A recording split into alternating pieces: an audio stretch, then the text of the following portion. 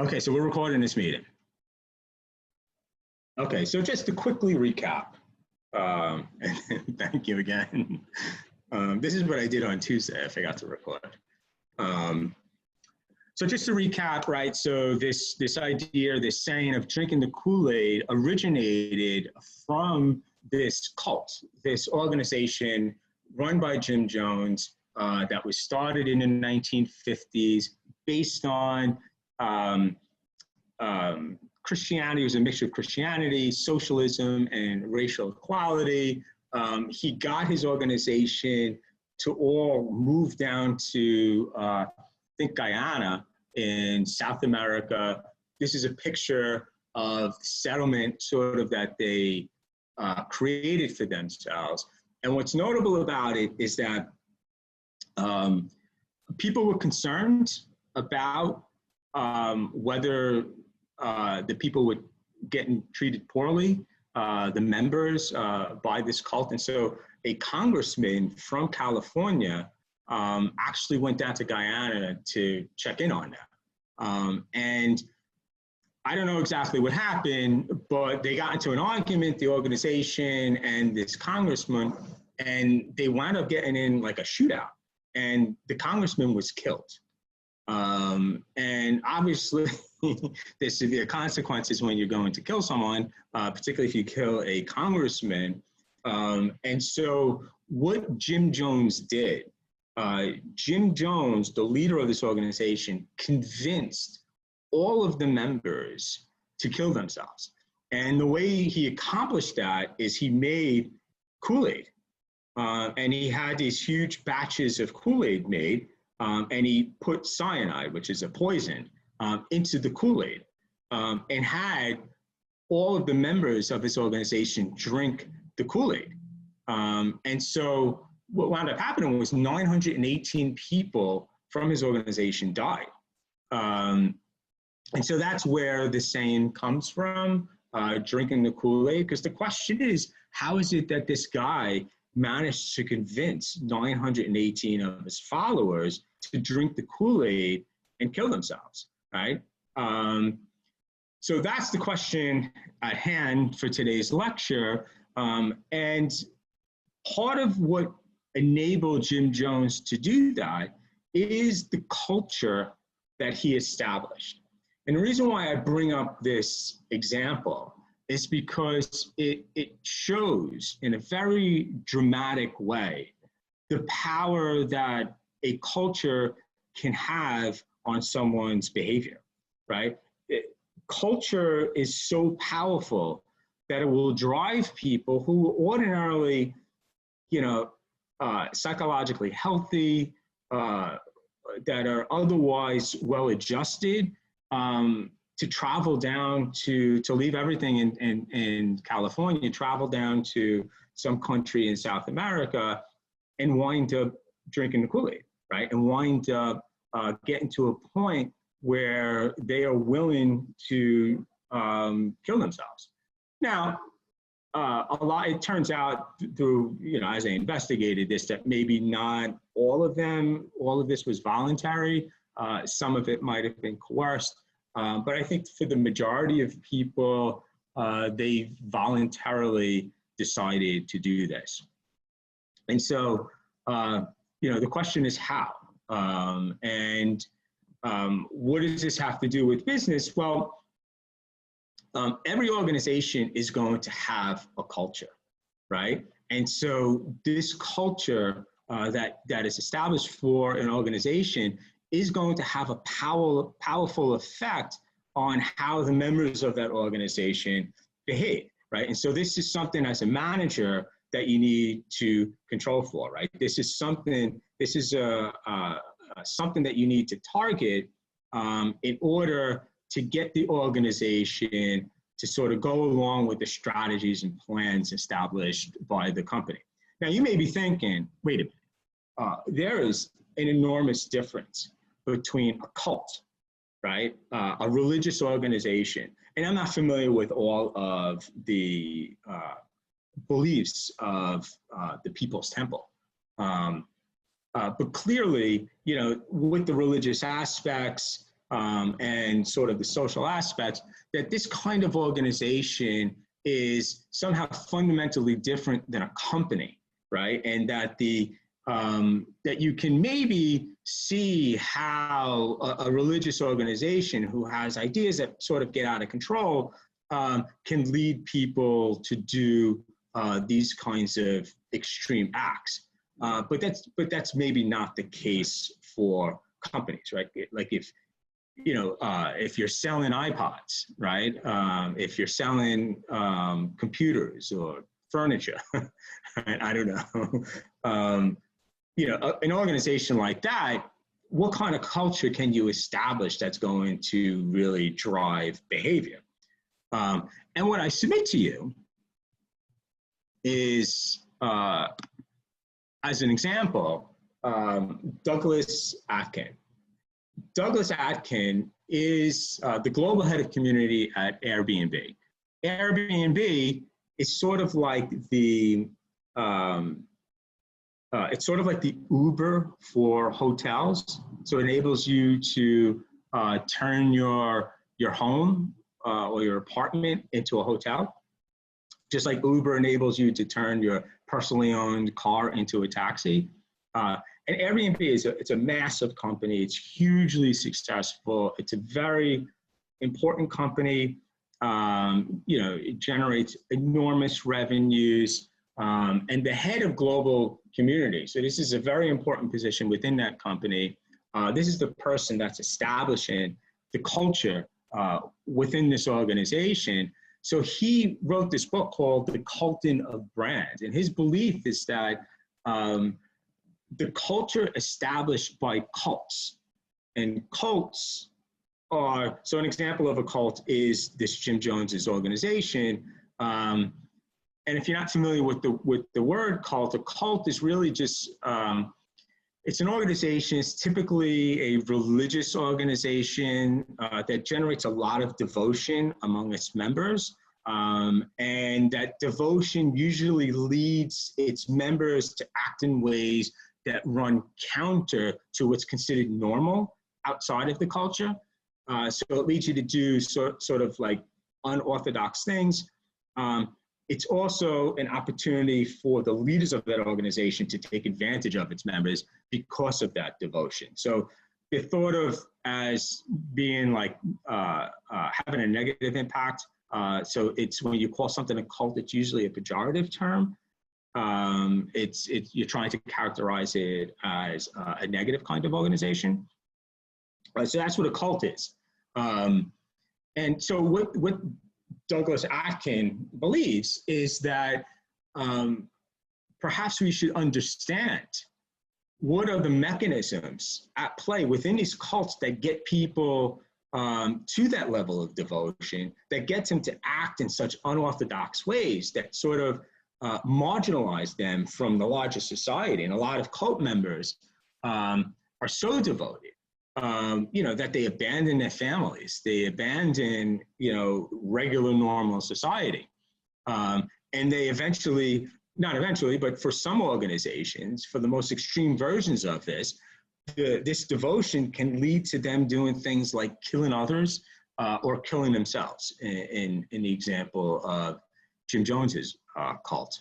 And so what he believes is that we need to understand these mechanisms, and these mechanisms can be applied to companies, to the organizations within companies. And if we understand these mechanisms, perhaps we can use this for good instead of bad, right? We can use it to generate a positive organization. We can use it to generate positive work behaviors. And so that's the basic idea of this book, and sort of the belief of Atkins, Douglas Atkin rather, not Atkins. He believes that there's something to be learned there. And so I would define a cult, and it's defined in lots of different ways, but I think a central feature of cults is that cults are organizations that have a very strong culture. They have a culture that operates on many different levels, that impact you in a very comprehensive way to lead you to engage in behaviors that you would ordinarily not engage in. And so since your company organization is also going to have a culture, it's important to understand what that culture is so that you can make use of it for positive ends. And that's the central idea of that Douglas Atkin has. I'll read you this quote. So he says, cults attract people who see themselves as different from the masses in some fundamental way. Contrary to stereotypes, most cult members aren't emotionally unstable. They're just normal folks searching for a sense of belonging. And so he thinks one of the central ideas in developing a very strong culture is that you have to create a community. You have to create an identity within your organization that people want to be a part of, that people want to be membership in. And once you create that strong identity, the desire to sort of fit in will motivate the members to act in ways that the organization finds acceptable. And so this is sort of part of the working mechanisms where culture has an impact on behavior. So what is culture? The definition offered by your textbook is the set of shared, taken for granted, implicit assumptions that a group holds and that determines how it perceives, thinks about, and reacts to its various environments. I think a more succinct definition is in its title here, the shared assumptions that affect how work gets done. So what a culture is the set of assumptions that people believe in, that they value, and that determines what is right behavior, what is wrong behavior. And so it guides the way that people behave. And culture is important, and we're going to get into specific examples if this is really not clear just yet.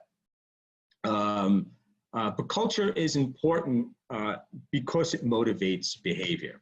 And so if you go back to week 1, where we defined what management is, and we listed the 4 processes that managers engage in, that's illustrated here in this diagram. And so for the past couple of weeks, we've been dealing with the planning part of the management process. And so we just completed that. Part of your planning is you want to create a strategy, which is a direction that your company is heading in. And the way that you get people to carry out that strategy is through this next process called organizing. And so they define here organizing as you arranging task, people, and other resources to accomplish the work. Okay, so you set out a strategy. Now we got to get everyone on board with that strategy and actually execute on it. And so that's going to be the focus of the next couple of weeks. How do you organize all of the people and resources so that you can actually achieve the objectives in your strategy? And one way to do that is by creating a culture within your organization and creating an organizational structure. And they work hand in hand. Structure is not, we're not going to get into structure today. That's going to be in the recorded lecture. Today, we're just going to focus on culture. And so culture is something that you have to be deliberate about in shaping so that the culture that's created is motivating people to behave in ways that move your organization closer to the strategic goals of the company. And so, so how that all works, I think is captured well in this diagram. So you have drivers of culture, and we'll get into what those drivers are. Culture just doesn't sort of pop up out of nowhere. There are certain things, forces within an organization that create the culture within it. And so these drivers of culture is going to create the organizational culture, and it's going to create the structure of the company. And both of them create social processes. And these social processes are going to ultimately impact the attitudes and behaviors of the workers, of the members within that organization. And then that finally is going to determine overall performance. So the basic idea is that you want to be deliberate in creating a certain kind of culture for your organization, because at the end of the day, that's going to impact the performance of the organization. And so in this slide where I define what an organizational culture is, and so an example of a culture, your textbook describes it as the personality that you would attach to a particular kind of organization. And just like, people have different personalities, organizations will have different kinds of personalities. So you may have some people who are sort of very formal and stuffy, and other people who are less formal, sort of have like a freewheeling attitude about life. And the same can be true of organizations. So if you look at like banking organizations would be examples of companies that have sort of like this stuffy sort of work environment. The expectation is that you probably need to wear a suit. It's very formal within banking organizations. And so an example of this would be like Goldman Sachs or Morgan Stanley. If you get a job as an investment banker at Goldman Sachs, the expectation is that you're not going to show up in shorts, right? The expectation is that you're going to show up in a suit. And so those expectations, that sort of formal work environment is part of what makes the culture, that makes up the culture within that organization. And the opposite of that, I think, would be, let's say, a tech firm, right? So within tech companies, it's very informal. And it would probably be okay if you showed up, if you got a job at Facebook or Google, it would probably be okay for you to show up in shorts, right? And it might be a little bit out of place for you to show up, let's say if you are a computer programmer there, if you're a developer, it would be maybe unusual for you to show up in a suit. And so the differences between those two kinds of organizations is a difference in culture. One's a little bit more formal, one's a little bit more informal.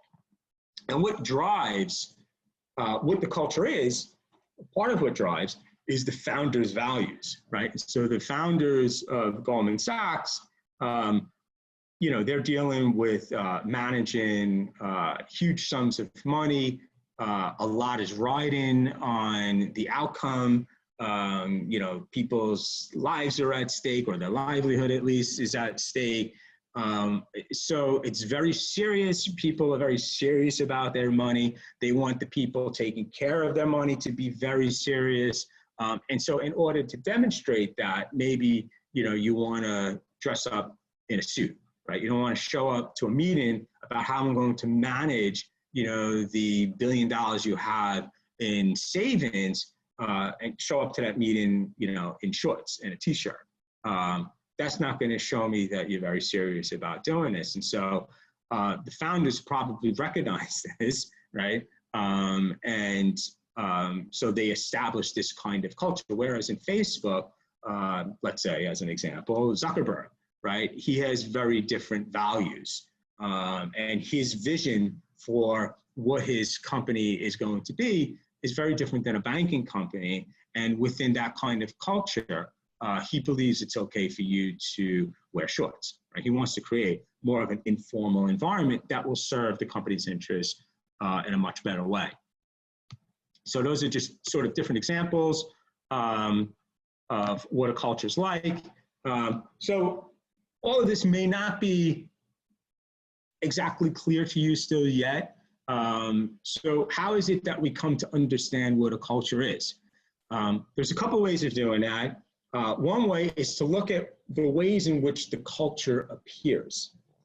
And so here in this graph, it's sort of the appearance, the way in which the culture appears is sort of grouped into 3 different levels, dependent on its visibility.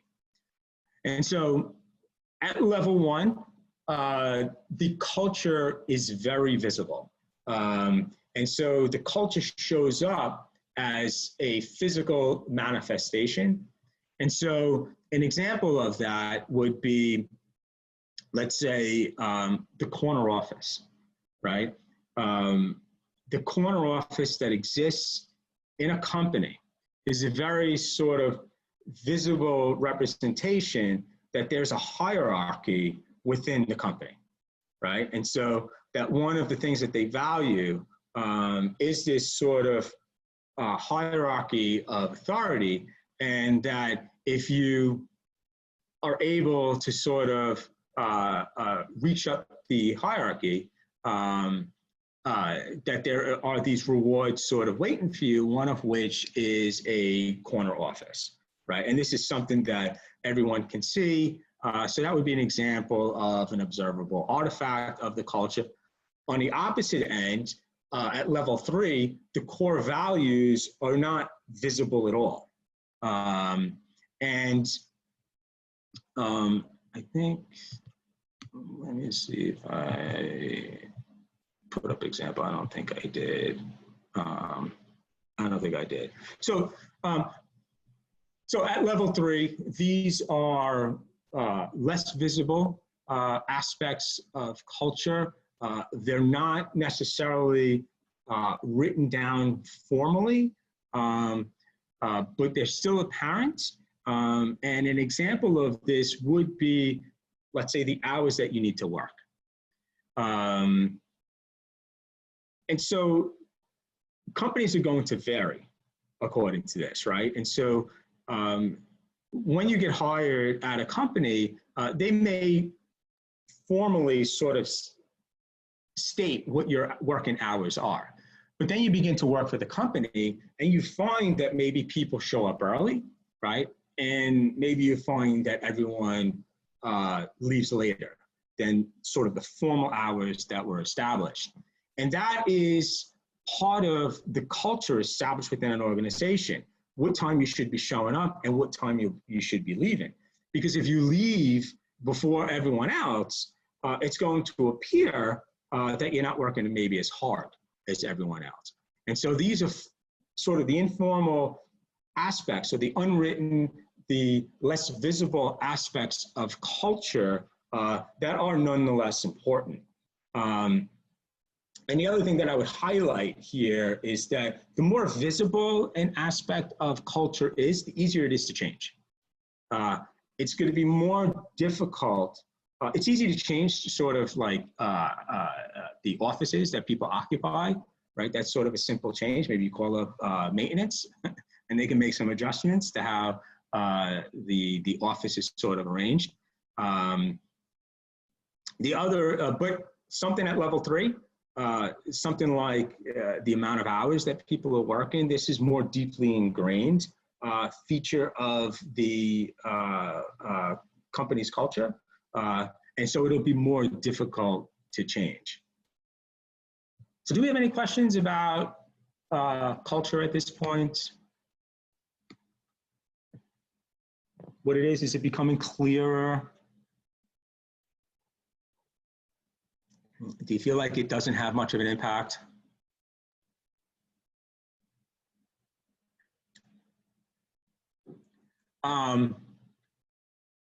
So the other thing that I would point out before we move forward,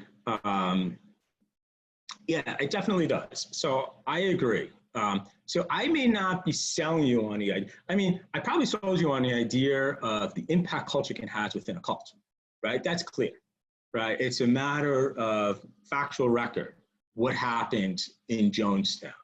But, you know, I don't know how much impact is sort of the work environment going to have, like a corner office, you know, is that really going to have much of an impact? And so the answer is that it is, right? Organizations are going to differ on the strength of their culture, but if you want a very strong culture, And you know, this is a very powerful tool that you can use to impact behavior. That's something that can be developed. A very strong culture can be developed, and I'll give you examples, right? So the laptop that I use is an HP laptop, and I really love my laptop. I mean, I like the design. It's very thin. There's like no bezels. I'm really into my laptop. It's also got a rose gold trim on it. And I'm going through sort of like a rose gold phase. I usually have a watch that I wear that has rose gold on it. So very excited about this laptop, right? So, you know, I'm happy with the product that HP, and I'm serious, I really do like this laptop. I tell people about it. I brag about my laptop. I'm very excited about it. And so I'm very happy with what HP was able to sort of achieve in the design of their laptop. But like, I would never, let's say, for example, get a tattoo of HP, you know, on my body, right? There's a limit, I think, to the impact that HP is going to have on me as a customer. And by the way, culture is going to have an impact not only on the people within the organization, the workers, but on the people outside of the organization as well, the customers and the suppliers, et cetera. So, you know, there's a limit to the kind of impact HP is going to have on me, right? And so you may think it's ridiculous to suggest, and this is probably a good example of it, that that a culture within a company can be so powerful, you know, that would lead people to sort of extreme behavior, like, I don't know, tattooing the company on my body. But there are companies like that, right? And so HP is not an example of it.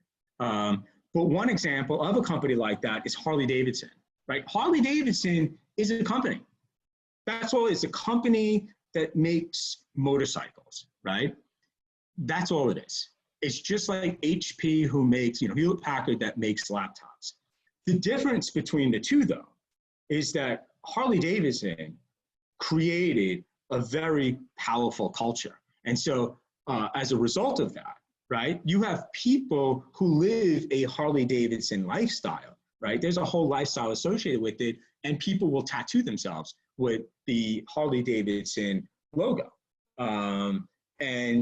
You know, so that's an example. And people, you know, they'll dedicate their lives to this whole sort of motorcycle lifestyle that I think Harley Davidson established. And so Harley Davidson would be an example that gets us closer to what you picture when you think of a cult and the impact that a cult can have on someone's behavior. Harley Davidson gets closer to that. And so they are proof that you can generate the kind of culture that has such a powerful impact on people's behavior and leads to sort of some of those examples. Do we have a question on the table?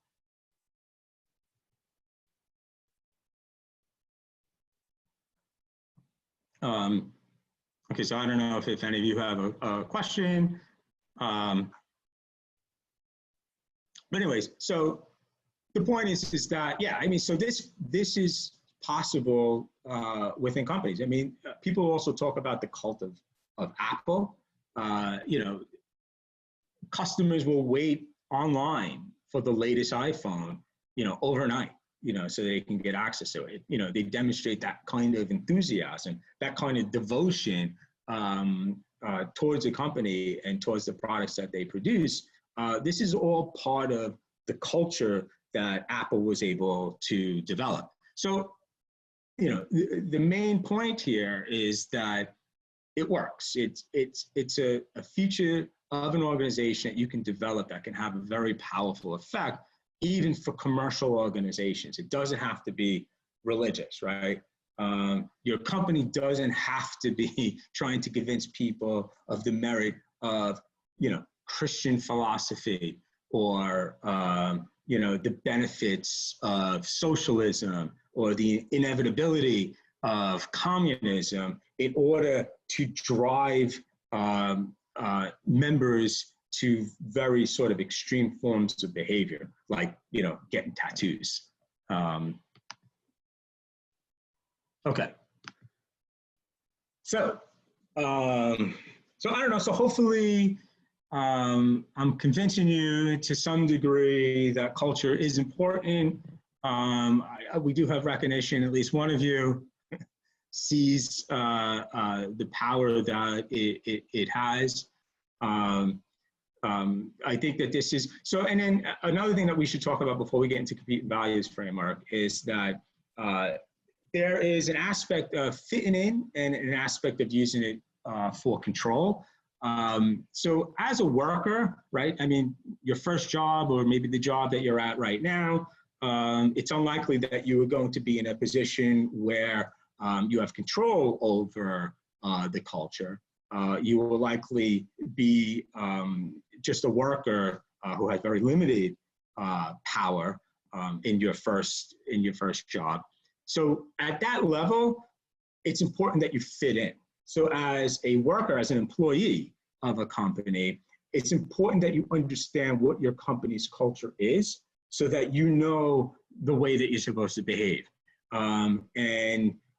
Because if you want to do well within that organization, you need to fit within that organization. And the way to fit within that organization is to understand its culture and adapt to it, right? So understand what time people come in the morning, what time do people leave, and use that as a guide for when you should be showing up and when you should be leaving.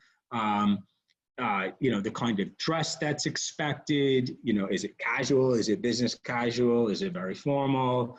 You know, and also the kinds of things that are allowed to be said, the kinds of things that aren't. You know, these are all features of the organization you need to understand so that you can better fit within it. And the more you fit within the company's culture, the better you will do within an organization as an employee. So it's important from that aspect as well, even if it doesn't have a very strong culture. So creating a culture, there are lots of aspects to it, right? I sort of gave you several examples. There's lots of different ways in which you can impact a person's behavior. You would think that there are sort of infinite variations of cultures, and it would be difficult to sort of wrap your head around, you know, what kind of, how would you characterize the culture of your organization? Is there any way of understanding what kind of cultures produce what kinds of results? And it turns out that despite all of the variations, and certainly there would be like an infinite amount of variation between company cultures, there's a way of organizing all of them along two important dimensions. And so this is what this competent values framework does. And let me just check time. Okay, we're approaching the end. So I just want to emphasize this point. So the competent values framework, this is a group of researchers that studied thousands of organizations. And what they found is that there are primarily two features about an organization's culture that determines that organization's performance. And the two features are whether that organization has a culture that is internally focused, so focused on its employees, or an external focus, right? And so this horizontal dimension here listed in this chart, in this sort of matrix, along the horizontal dimension is whether the culture has an internal focus or an external focus. An external focus would be on customers and the market. And then the other dimension that they found important was whether they allowed flexibility within their workers or whether it was very structured and had stability and it was all about control of their employees. And so that represents the vertical dimension on this chart. And so those two dimensions, you can organize all the different kinds of cultures that exist. And so it's internal versus external focus, and then whether it is flexible, it has flexibility, or it's very stable, the structure of the organization. And so looking along those two dimensions, you have a 2x2 matrix, right? So there's 4 ways in which a culture, there are these 2 dimensions produce 4 kinds of different cultures.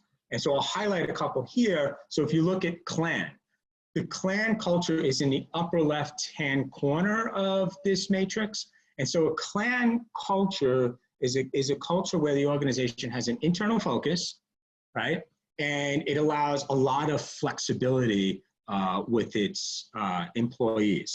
And so what that results in is sort of like a family atmosphere. Since it's focused on the employees and how they're doing, it creates sort of like that family atmosphere, but also is interested in cohesion, right? It wants to minimize the amount of conflict that exists within the organization, right? And so that's why it grants everyone lots of flexibility. Whereas if you have strong control, you need to sort of force employees to do things that they may think that is not a good idea. So that creates more division and conflict. So that's one example. And let me,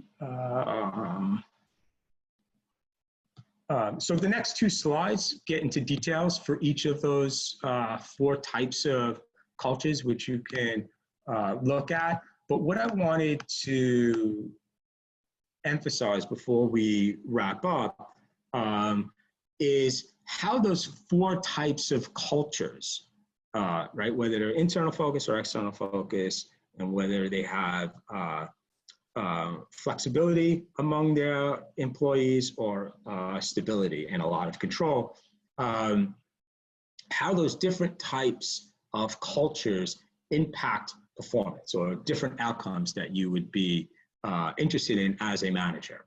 And so this graph, this chart, highlights the impact that the various kinds of cultures have.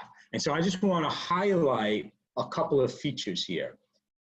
First off, and let me just sort of, pointer.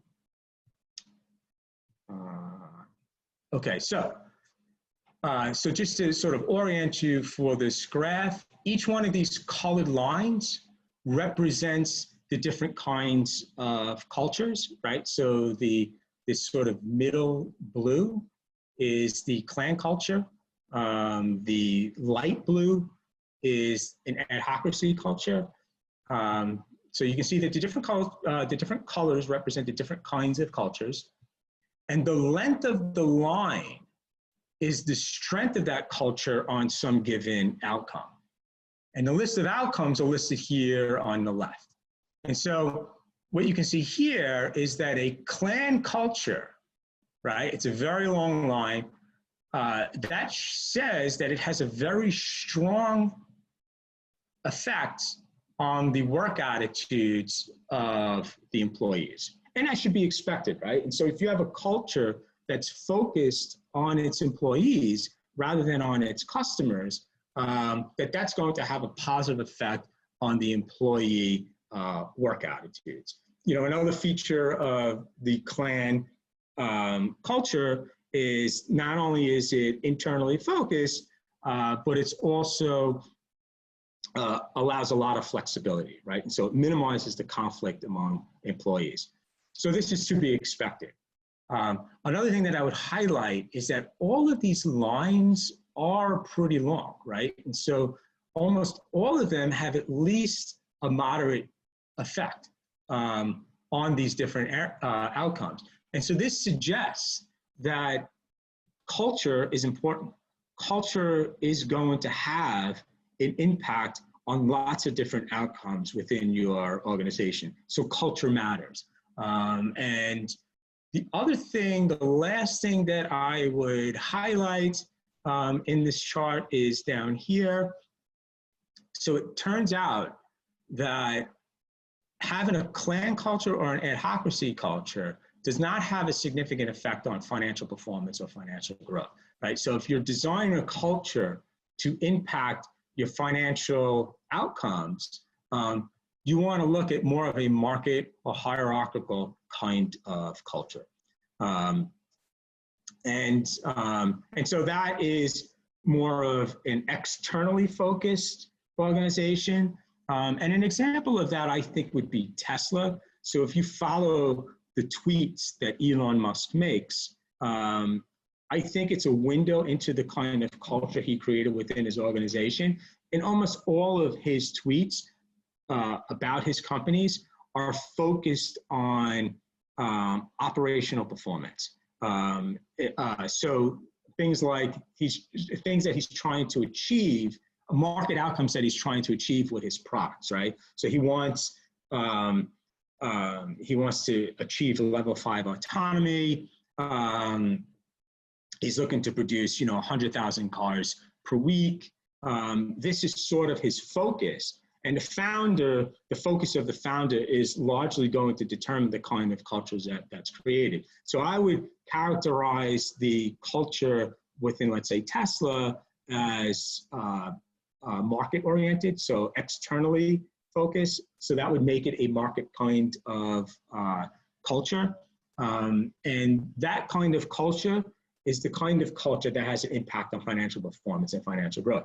And you can see, it was effective for Elon, right? His company's doing really, really, really well. And so something like that works. And so that is, I think that's all the things that I wanted to highlight here. Excuse me. In the next slide, it goes through what you can read. It goes through all of the different sort of results that chart reveals. And then we're going to wrap up here. But before I do, I just want to point out the different sort of elements of culture that drives what the culture is. And so you can see a list here, things like symbols, stories, heroes, rites and rituals, right? So, within any university, a university will have a ritual among its students that every year the class that's graduating, they have a ceremony, right? A graduation ceremony. This is part of the university culture. And so a yearly ritual where you celebrate those who graduate obviously emphasizes a particular kind of culture. It emphasizes the value that they want their students to graduate, right? This is something that you need to be striving for.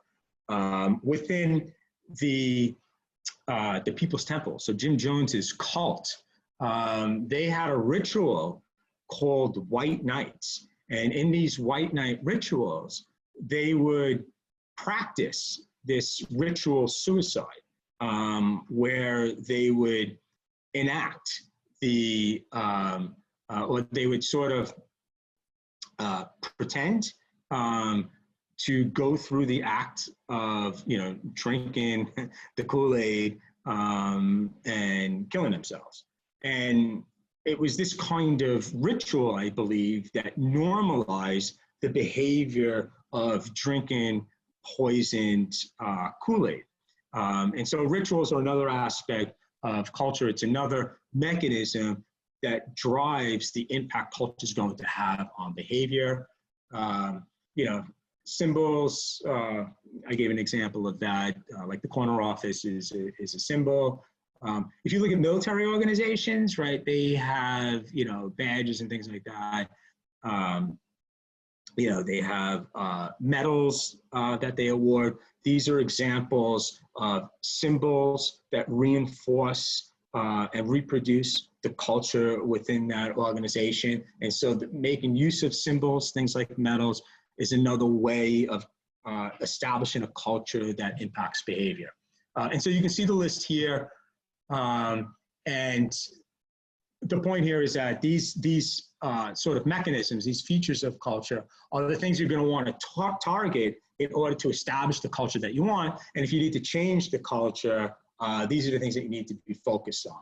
The different symbols, stories, heroes, rites, and rituals. And then ultimately, the process of socialization, right? So ultimately, at the end of the day, you're going to learn a lot of what the culture is through a socialization process, right? So it's by looking at the behavior of others and sort of the rewards and sanctions that you receive from other members of the organization based on the things that you do will let you know whether you're fitting into the culture or not. So organization, socialization plays a very, very big role in establishing what the culture is and reproducing that culture. So it does actually have an effect.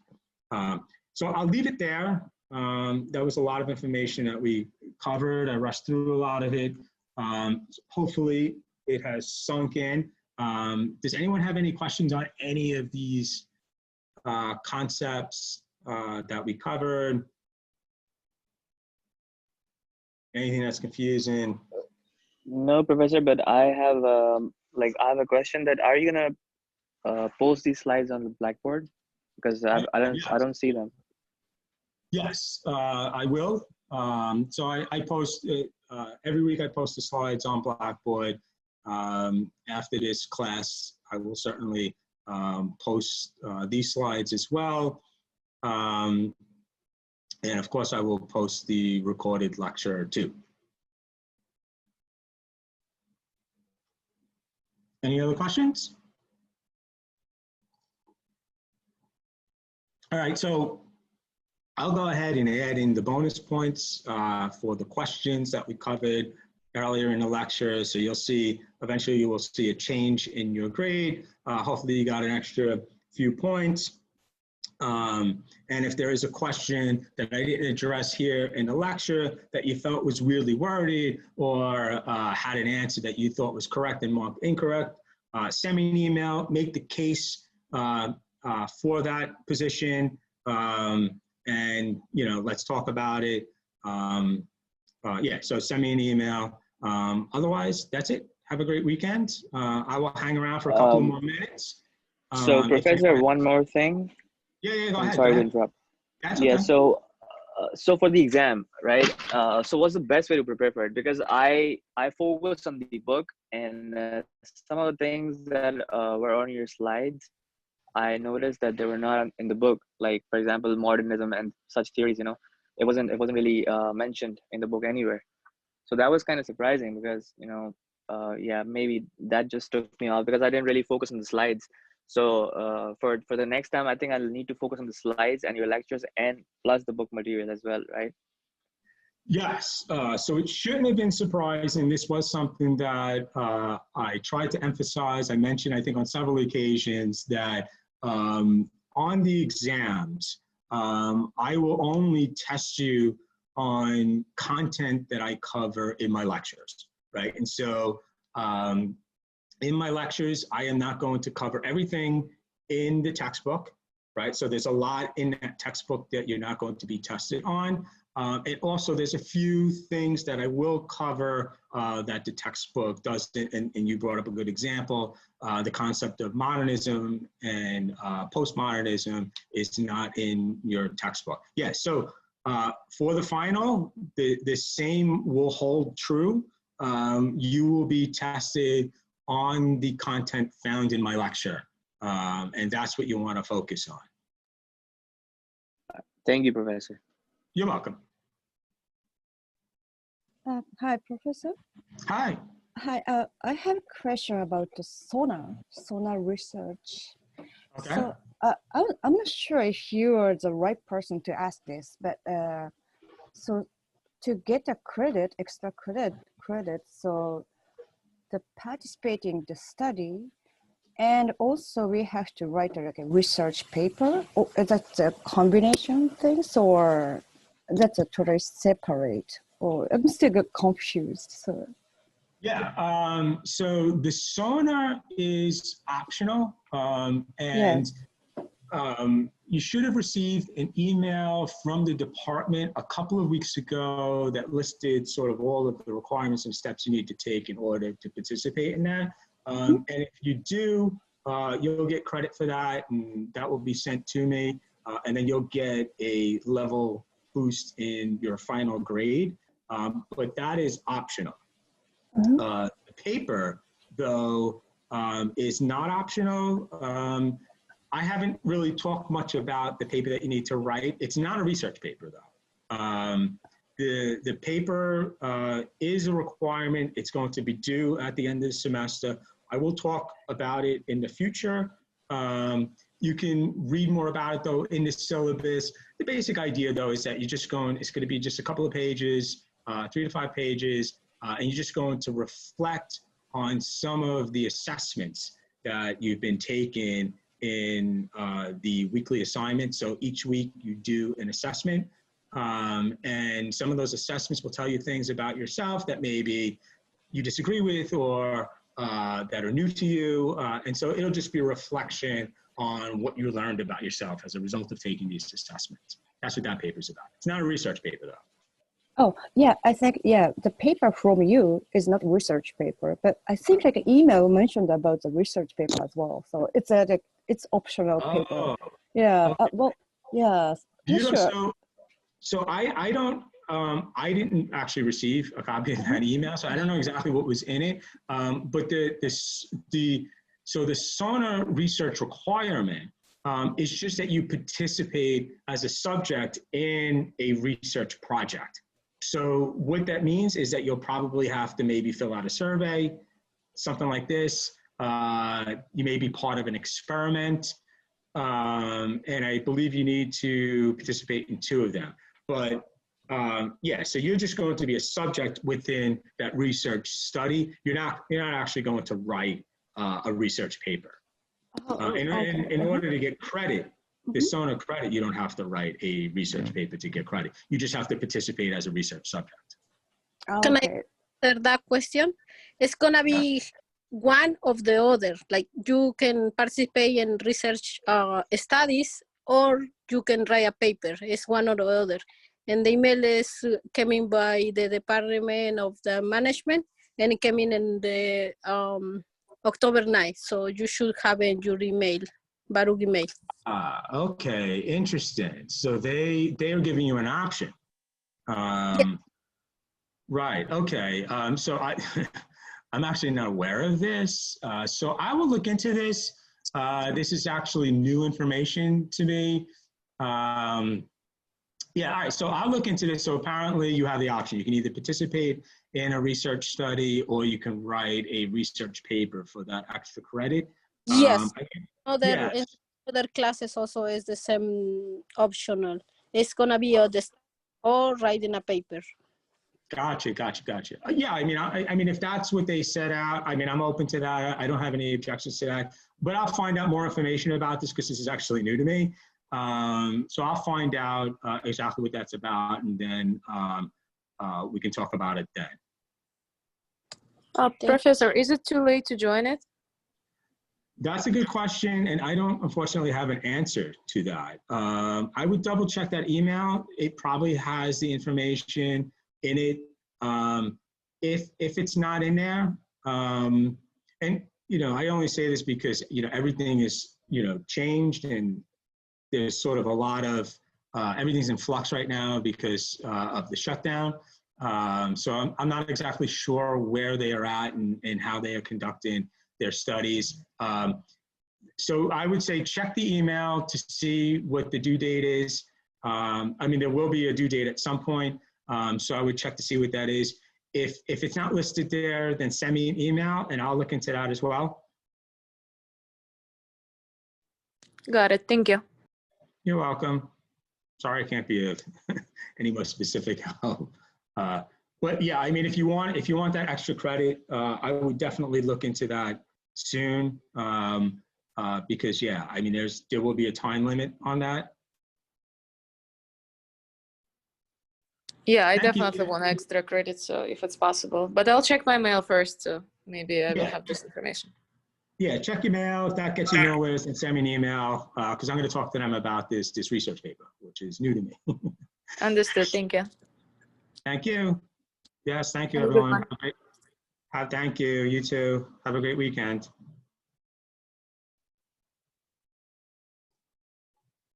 Oh, Professor, about the grading for the midterm, how does it work again? Like it was at 106, but you said not to count our connect grades? Yeah, good question. So Right, so there was 106 points that you could have earned in total. And so your grade is actually going to be the amount of points that you received. Don't look at the percentage, right? So in Blackboard, they're giving you a percentage grade. That's not the grade I'm going to work off of. I am going to work off of the actual points that you received. 80 out of 106 is an 80 grade. Say it again. If you got an 80 out of 106, it's 80 as a grade. Right, exactly, right. And so the percentage of 80 out of 106 would be less than 80, but you're going to get, it would be like you received an 80%. Oh, okay. What about the 3 questions you said in the email? You said they were wrong or something? Those questions, do we get those points or something? Yeah, so I went over a couple of questions that, you know, as I reviewed the exam, I thought maybe weren't very clear, and I can see how some students might select an answer that was marked incorrect. And so I want to give you credit for that. I didn't do that yet. So if you're one of the students who gave one of those answers, I'm going to give credit on. And if you missed the beginning of the lecture, I would say look at the slides after I upload them. I list the questions in the slides. I'm going to give you extra credit. I'm going to give you credit for those particular questions, and you'll see that credit maybe later today, but certainly I think over this weekend. Okay, thank you, Professor. Have a good weekend. Thanks, you too.